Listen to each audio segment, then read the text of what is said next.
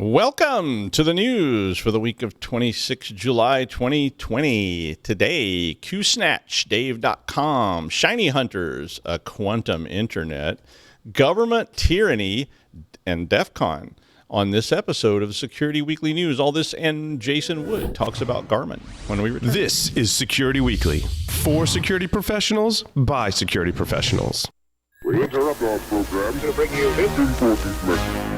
It's the show that keeps you up to date on the latest security news twice a week. Your trusted source for accurate security information and expert analysis. It's time for Security Weekly News. The question is simple. Have any of the systems on my network been compromised? The answer is harder than it should be. Enter AI Hunter. Active Countermeasures has automated and streamlined techniques used by the best pen testers and threat hunters in the industry to create AI Hunter, a network threat hunting solution that does the first pass of a hunt for you to identify systems that are most likely to be compromised and scores the results on a scale from 0 to 100. You can then research those systems in depth with AI Hunter. Focus your valuable time on the systems that need your expertise with AI Hunter. Sign up for a personal demo today at securityweekly.com/ACM. All right. I put this first story in because NAS is something that lays around in the server room or in your basement for years and years and years and just sits there and runs, and you don't think about it that much. But QSnatch Malware has been around since about 2014. And recently, CISA and NCSC, that's the British version of CISA, that said as late last year, attacks were still escalating against QSnatch targets. So this is QNAP NAS devices. So if you have one, you might want to patch it. But apparently, the malware called QSnatch is also called Derek. I was like, okay, so that was like the lame malware naming stuff. It was like, you get infected with Derek, which could be a lot of things. But anyway, neither the CISA nor the NCSC has found how the malware actually infects NAS devices. But according to the report, but the malware contains the ability to log passwords, scrape credentials, has a SSH daemon, a web shell daemon, and the ability to exfiltrate a predetermined list of files which are encrypted and sent to another off-site location. They reported that the exfiltration site that they know about is now down, but they really urge that you follow the mitigation and remediation steps on the Taiwanese vendor's site. Yeah. Cisco released patches for CVE 2020-3452 last Wednesday, which is a response to yet another flaw in router or network infrastructure devices. This one is in the Firepower Threat Defense software, which is a component of the ASA firewalls. That's Cisco's main firewall platform, and that FTD is their main piece of software that you add on to that. So this is another infrastructure threat in a month filled with them. We reported so many of these things this month. This one is a major issue, though. Rapid7 found that there were 85,000 FTD-enabled devices on the live internet, and all of them were accessible, and that 398 of those devices that they found represented 17% of the Fortune 500. So this is an input validation URL, which allows directory traversal, and it allows command executions in that directory traversal process. So ultimately, the attacker could view like files that are sitting there, like say running conf. And if you have ever worked in environments that had Cisco equipment and you saw a router conf where the passwords were right there in plain text in the router conf, you know that these poorly configured Cisco devices may make all sorts of important things available just by a simple directory traversal. So yeah, patch that. Continuing down that road, CISA and the NSA, as well as ICS CERT, released warnings this week that Schneider Electric Triconics TriStation, if you want something hard to say, and Tricon communication modules, and these are safety components called SIS that are used in ICS, which actually detect and shut down plant operations if there are gas leaks, if there are fires, if there are temperature anomalies or any kind of thing like that.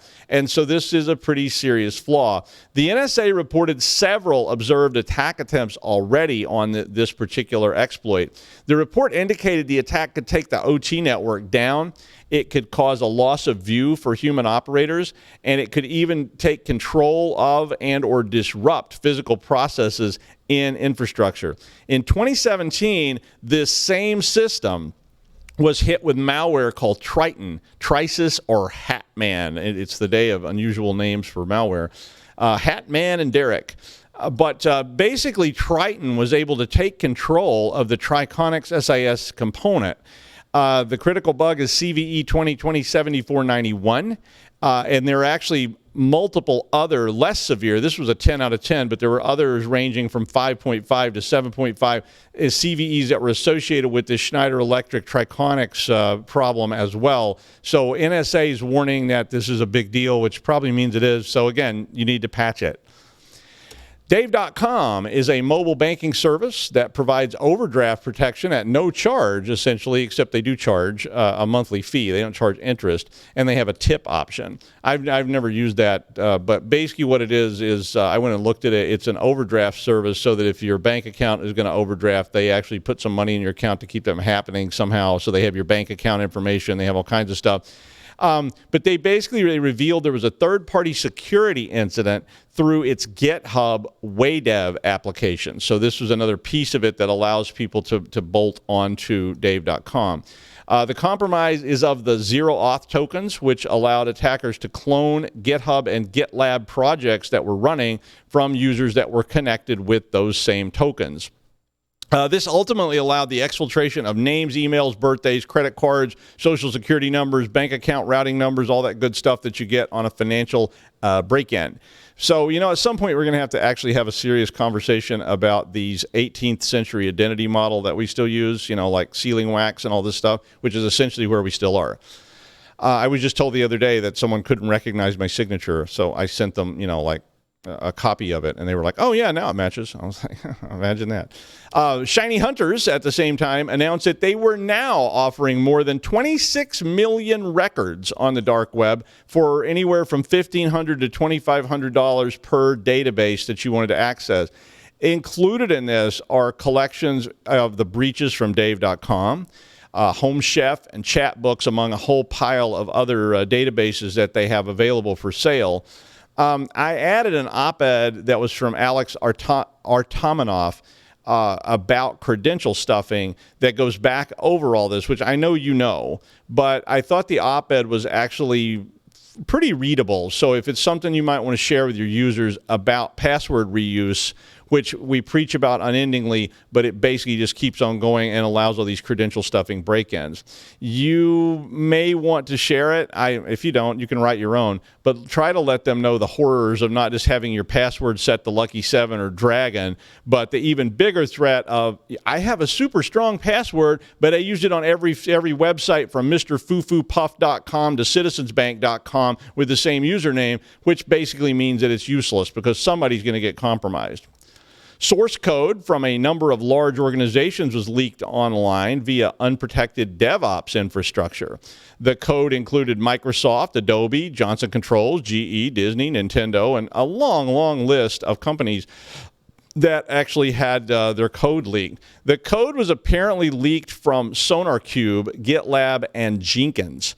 So the leak was reported by this person named Till Kottman, who is a Swiss IT specialist, and I guess he had this information up on a site, and he posted everything on an online repository. He did claim that he scrubbed the code for credentials and other critical information. So, I know he's getting a bunch of cease and desist letters right about now.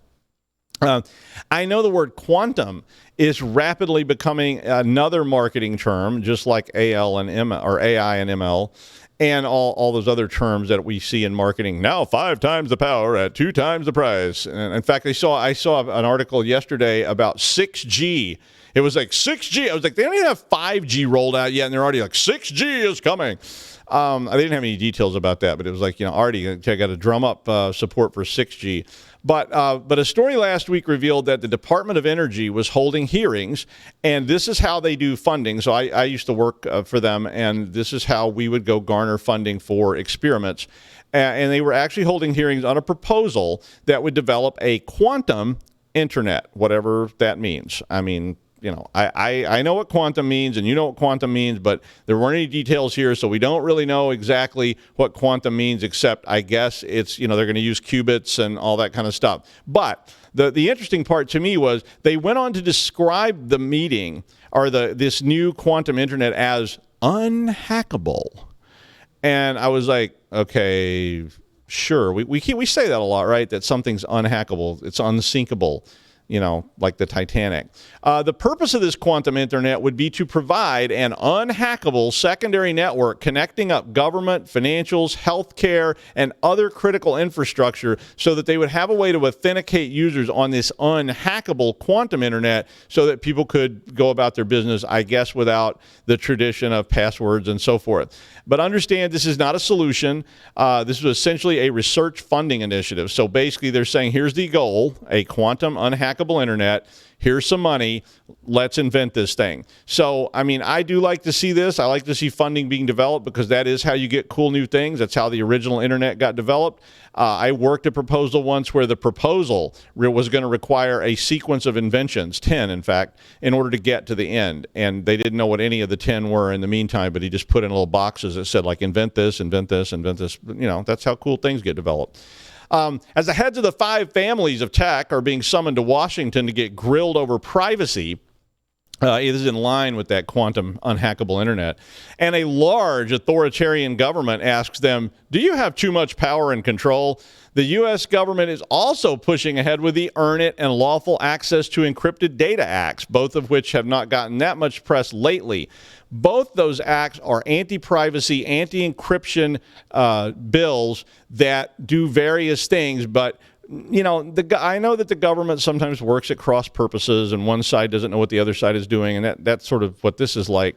But basically, these bills would require organizations operating inside the United States to build in back doors so that data can be released whenever government agencies want it released. And both of them seem to have little or no oversight built into this, leaving it up to either a committee, which is one of them, or and that's how wiretaps currently get approved, or just the Attorney General, who apparently in a solo act can just say, yes, you can surveil those people, and we're going to give you the key to the backdoor encryption.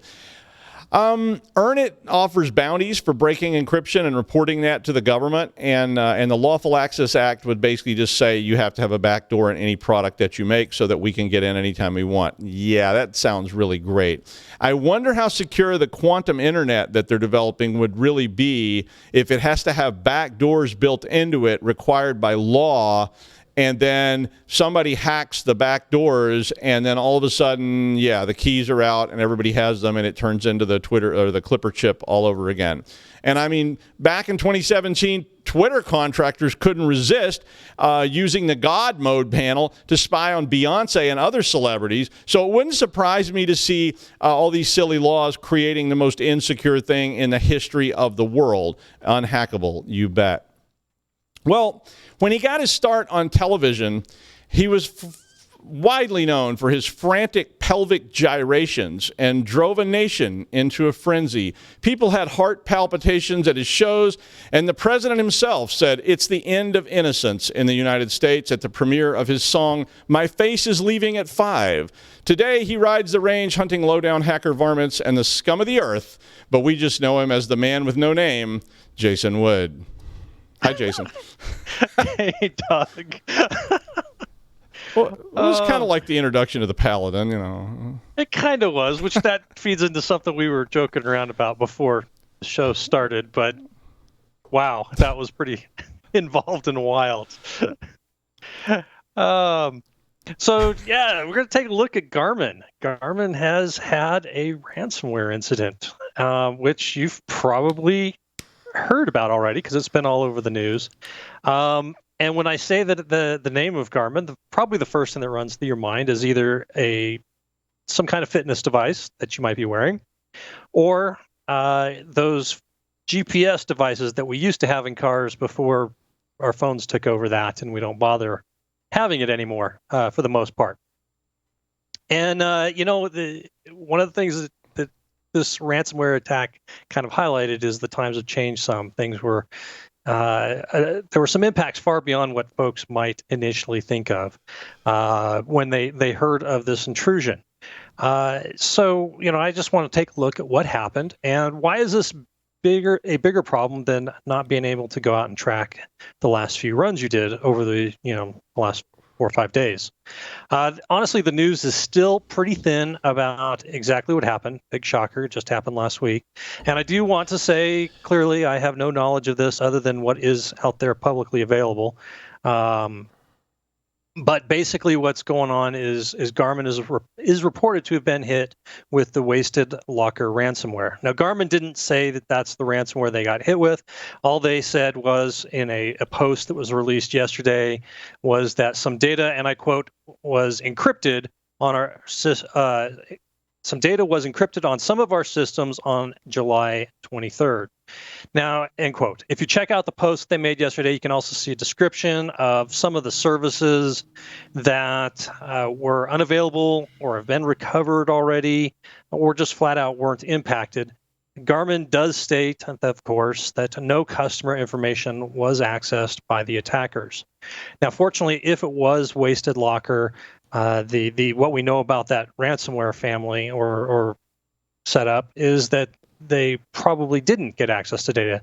Wasted Locker has not yet, at least, implemented the extra little bit of extortion where they download your data before they encrypt it. That way they can then threaten the victim with, hey, we're going to release your data publicly, damaging bits, of course, if you don't pay up the ransom within a period of time. So that functionality is not in Wasted Locker, so maybe that puts a little bit more credibility to the idea that data wasn't actually moved off of their systems. So yeah, that's what we know about the attack. Now, some things about the group that operates the ransomware, because I'm interested in the e-crime groups just due to work, the group is named Evil Corp, which I really kind of dug as far as a name went. Apparently, actually, the U.S. Treasury Department has put sanctions in place against Evil Corp. At the same time, they did this on the same day, actually, that the U.S. government, federal government, released a 10-count indictment against the alleged leader of Evil Corp. And honestly, there's part of me that really wants to know how this went down inside of the Treasury Department or the Department of Justice as they're announcing this. I can just picture somebody popping up and saying, "Hey, boss, so are we going after Dr. Evil and Mr. Bigglesworth too?" But maybe not. Maybe they actually treated it with a straight face. I have a hard time doing that, though. The attack, though, not only took out, just to get back to that, not only took out the ability to do things like use Garmin Connect, which enabled the fitness tracking activities and things like that. It also had some impacts you might not think of, such as prevented general aviation pilots from being able to do things like file flight plans with the FAA or download charts to their in-flight navigation systems before they take off. And if you don't have those charts updated within a certain period of time, like within the last month, then you don't fly in that plane. If you're flying under IFR, instrumentation flight rules. So that prevented a number of planes from even being able to take off. Now, again, that's general aviation, not the commercial airlines. They use different systems, but Garmin has a big presence with autopilots and navigation systems and things like that in the general aviation space. Now, I was particularly interested in how it would impact things like navigation and autopilot, and especially the first thing that came to mind was some functionality that they're releasing right now called AutoLand. Now, AutoLand, if you're not heard of this before, is if you're a pilot who's incapacitated but can at least hit the emergency button, or a passenger sitting in the plane and your pilot becomes incapacitated, you hit this button, and in the planes that are equipped with it, which there's only a few that it's possible in right now, the plane takes over, contacts air traffic control, and lets them know that there's an emergency, decides which airport it's going to go to, and lands the plane safely without the intervention of a pilot. Now, I would not want to find out that ransomware took down that ability after I hit the button and I'm like, come on, guys, land this stupid thing. Either way, it would have been a bad scene there. Also, so you may not be aware, Garmin has a number of features or hardware and software offerings in the maritime space. This allows ships to do things like set the parameters of their ship, the width, the size, the depth profile, things like that, and then it will automatically plot their course through the water to avoid obstacles and stuff like that. I haven't heard anything, though, about that system being impacted. To be honest, of course, that both of these systems, the navigation systems and for the ships and the aircraft are, they're there to help the person guiding the craft. They're not there as to replace a person, except for that auto land bit. That is to replace the pilot for a short period of time. So the pilots and the captains of the ships, now obviously navigators, they're trained to operate these vehicles without these. Is just to basically assist them. The interesting thing about this attack to me is just, it illustrates, hey, the more dependence we put into these things, the more we come to use them for our daily activities or for some of the critical things like landing an airplane if the pilot becomes incapacitated. The more impact or possibility we have of things going wrong and kind of having a cascading failure is where I was trying to go with that.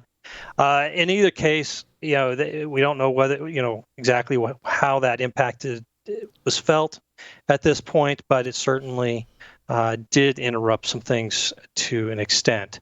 What I am curious about at this point is just to hear if Garmin paid up because they're already bringing systems online, or were they able to recover on their own? So that'll be kind of interesting to hear as more news gets released out there. So go ahead and take a look at the show notes. I've got a number of links in here if you're interested and want to read more about it, and see what you think. Cool. Yeah, I remember when one of the planes I used to fly got a Garmin GPS in it. It was like, wow, because before that I had a whole case full of all these charts and plates and things that showed you how to land, and you had a protractor and you had to draw lines on a map and all this kind of crazy stuff. And then all of a sudden we get this Garmin, and it was just like, okay, you just follow the line. And so, yeah, it was pretty nice. Commercial planes have had auto land for a while. 747s had an auto land feature that did not use Garmin. It actually used another system to land the plane. And I was actually on I think it was a 747. No, it was a 777. And the guy said, this is the first fully automated landing. And after we landed, of course. And so, yeah. But, one time my wife was with me in a plane, and it was a real stormy day, and she was like, what happens if you, pass out or something? And I was like, I haven't had that much to drink. And but I was like, I don't know. Just find something that looks flat and point towards it with this, you'll get there. It'll be fine. But or circle. There are some interesting videos of air traffic controllers talking down passengers who have never flown before and guiding them in for a landing. I'm telling you, we were always sitting there waiting for that on on the commercial flight. Please call and say, is anyone on board a pilot? Yes, I'm going to fly 747, but it never happened. So, but yeah, I've heard those videos or those the radio exchanges with people. It's freaky. It's like walking somebody through their computer on the phone. We've all done that. No, the start button. No, start is the START. It's in the lower left. No, don't click that. Wait, what? It's rebooting. Oh yeah, I'm sure it's really intense for them to do that. But Crash takes on a whole new meaning. Oh yeah, exactly. All right, I'll shut up now. That's okay. Finally, DEFCON is coming right up on the 6th of August. Also, Black Hat is coming up as well. Both of these are, I don't know, not canceled, but they're not alive either. They're just sort of undead. And but in this next week, so that is all coming up. We're all sad we can't be there in person to sell offensive T-shirts and offensive stickers and just be generally offensive like we usually get to do at DEF CON. You have to be a little more respectable at Black Hat and wear a coat and tie and all that kind of stuff. But you can tune in to the torrent, the Twitch, the Discord, or any of these other features that both these people have put out so that you can check out all the cool content without all the sweaty scrambling in the LineCon ball pit Yeah, because that's not much fun. If you haven't already joined the fray on Discord or something, now's the time. It's DEFCON without the con or the def or something, but they still have all the great talks, so you should be able to listen without the crowd and the wait, and then maybe not getting into the talk you wanted to hear. Like that's happened to me several times where they're like, sorry, we're full. And it's like, oh, I was really, yeah, okay. But anyway, that's running from August 6th through 9th, and that's the news for now in the time of plague. I'm Doug White. Thanks for joining us for this episode of Security Weekly News, and I'll be back Friday with the Security Weekly News wrap-up. Stay safe.